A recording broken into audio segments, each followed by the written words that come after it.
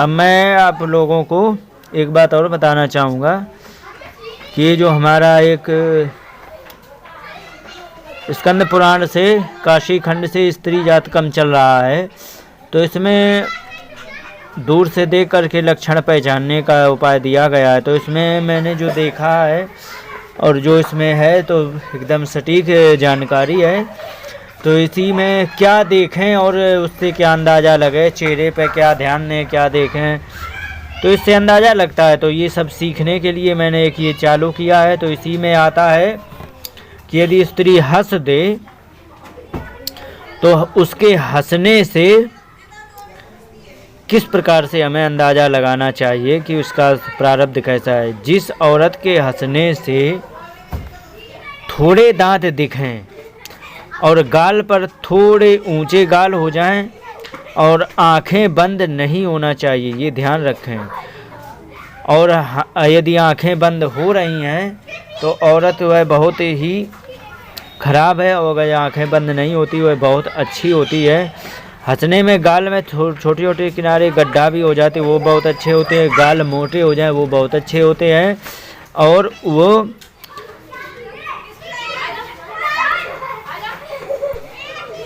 आंखें बंद ना हो तो बहुत अच्छा होता है। अब मैं नासिका नाक के बारे में बताना चाहूँगा कि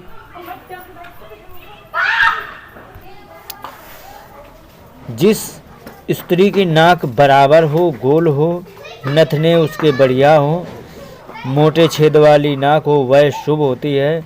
और जिसकी नाक आगे से मोटी हो और नीचे और पीछे ऊंची हो वह स्त्री शुभ होती है।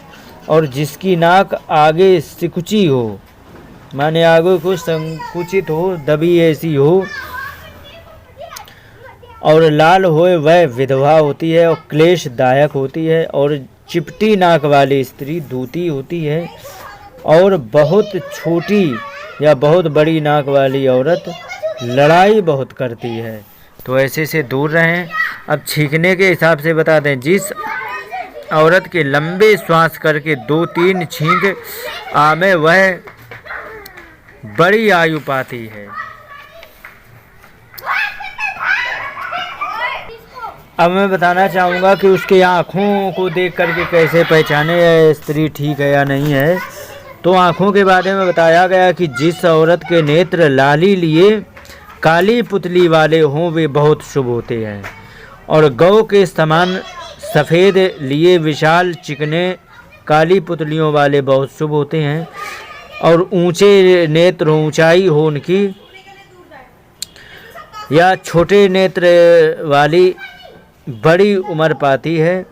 और गोल नेत्र वाली कुलटा होती है। किसी किसी के गोल ने आँखें होती हैं, किसी की लंबी होती, किसी की गोल होती हैं, किनारे से समटी और खुलती ज़्यादा तो गोल हो जाती हैं।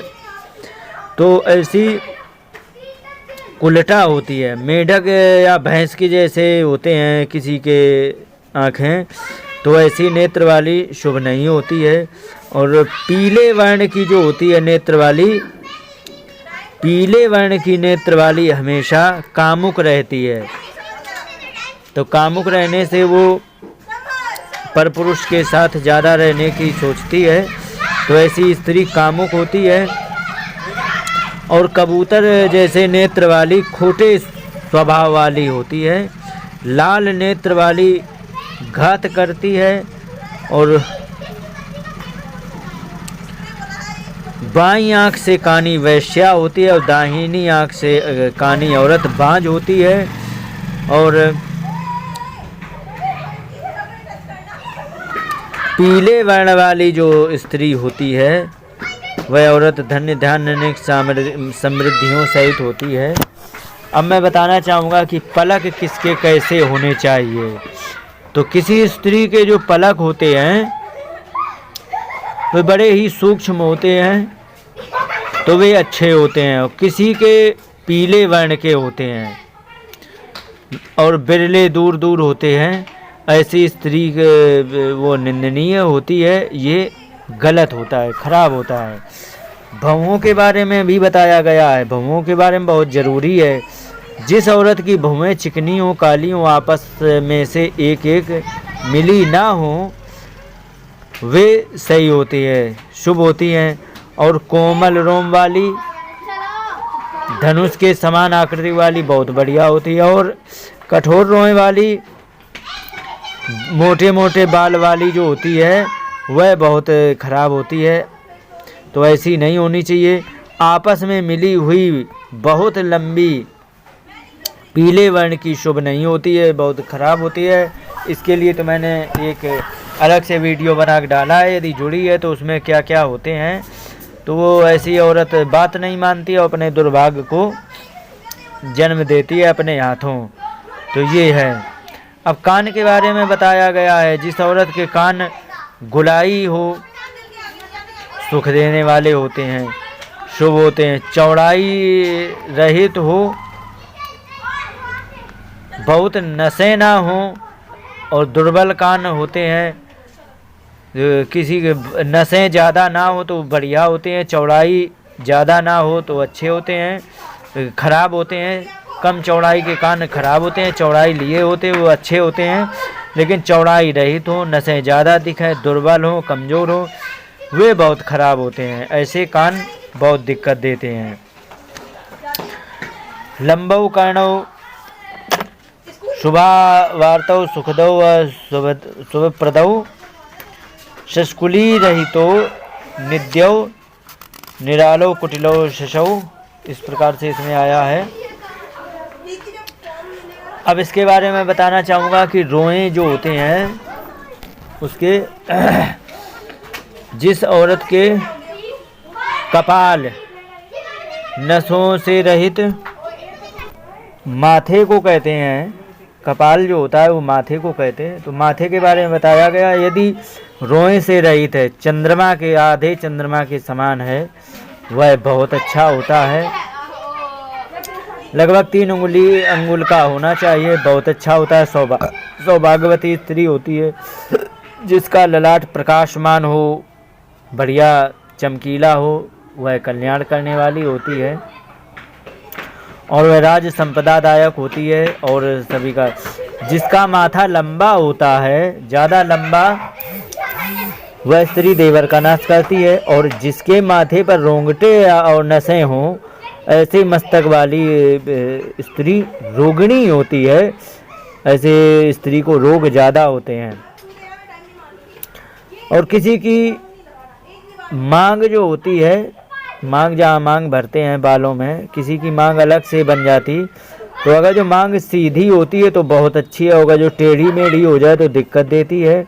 अब सिर की बात बताते हैं। जिसका सिर ऊंचा रहता है तो ऐसे गोल हो, वह सौभाग्य और ऐश्वर्य को देने वाली होती है।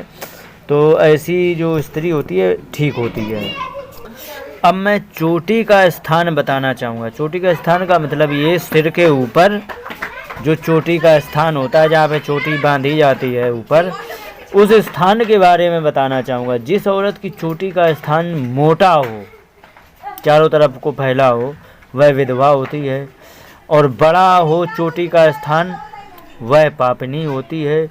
और बड़े शीश वाली औरत दुष्ट अभागिनी होती है। तो ऐसी औरत से भी बच के रहना है। अब मैं बालों के बारे में और बता दूं। बालों के बारे में ये है कि जिस स्त्री के बाल एकदम काले हों लेकिन नीचे घुंघराले हो जाएं, लेकिन काले हो, चिकने हों, जो देखने में अच्छे हों, ऐसे बाल बहुत अच्छे होते हैं, अति शुभ होते हैं। लेकिन आपने ये भी देखा होगा कि रूखे बाल दिखते हैं, नीचे छिदरे हो जाते हैं, पीले पीले रंग के हो जाते हैं, पीले पीले भी हो जाते किसी के। ऐसे जो बाल होते हैं वह दरिद्रता का कारण होते हैं, बंधन को भी देने वाले होते हैं। तो इस प्रकार से इसमें होता है। तो इन सभी बताए हुए लक्षणों से परीक्षा करके ही विवाह करे, जिससे कि उसको क्लेश नहीं होगा और बाकी ज़िंदगी ठीक रहेगी। अब तिल के बारे में मैंने और मत्स्य के बारे में मैंने सब बता दिया है। अब आगे भी लेने वाला हूँ, किस महीने में जन्म लेगी स्त्री तो उसका क्या स्वभाव होगा, इन सभी बातों को लेने वाला हूँ। इन्हीं शब्दों के साथ बात को विराम देते हुए नमस्कार, जय हिंद।